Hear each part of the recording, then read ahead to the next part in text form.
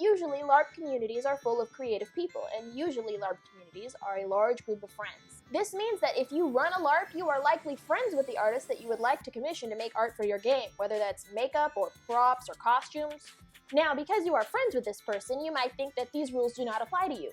You might want to sit down for this, but these rules do apply to you.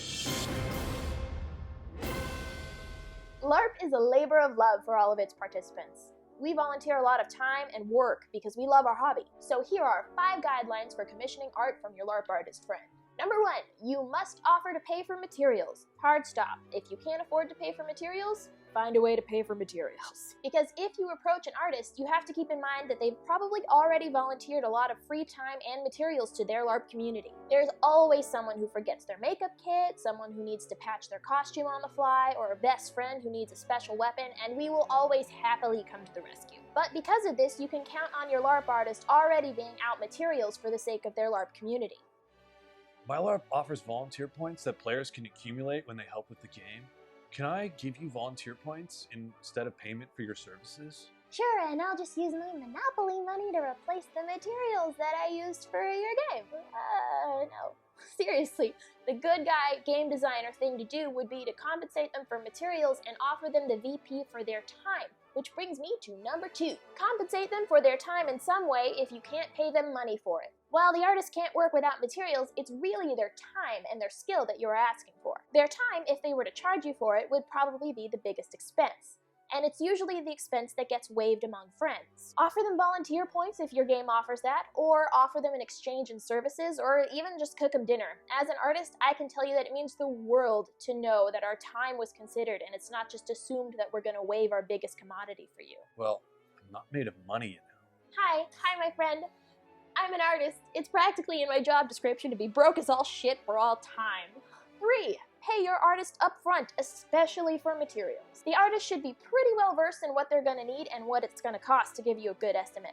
And even if you're not paying them monetarily for their time, you should expect to pay a little bit more than the base material cost to cover unexpected things like paper cups, brushes, stir sticks, band-aids. I need receipts for every material purchase. Can I ask for receipts before I compensate my artist? Well, I can't exactly go to the store, take what I want, and then leave them an IOU, so no, please do not do this. Please. You're asking an artist to front you a potentially large cost that they may not be able to afford. That is not how commissioning art works, my friends. Number 4, give your artist ample time to complete the project. If the project is small, I like to have about 2 months' notice, but if you want me to build, say, a dragon, I'd like to have 6. Please. But my costume got totally ruined in storage, and it's a week before game.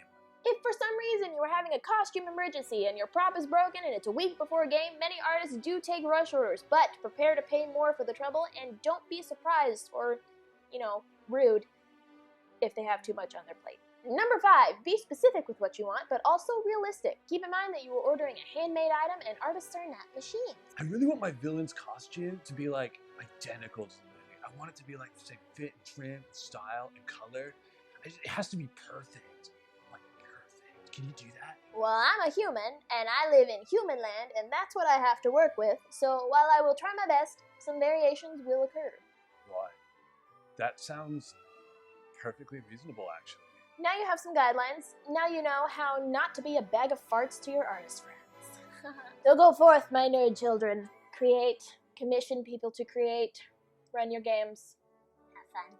So for my fellow artist nerds, what's the most ridiculous thing you've ever been asked to create?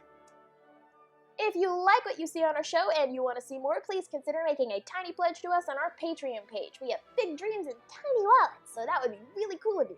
If you have any questions, comments, emotional outbursts, feel free to message us on Instagram, Tumblr, Twitter, or Facebook. And as always, like us, subscribe to us, fight with us. Leave the procrastinating to me.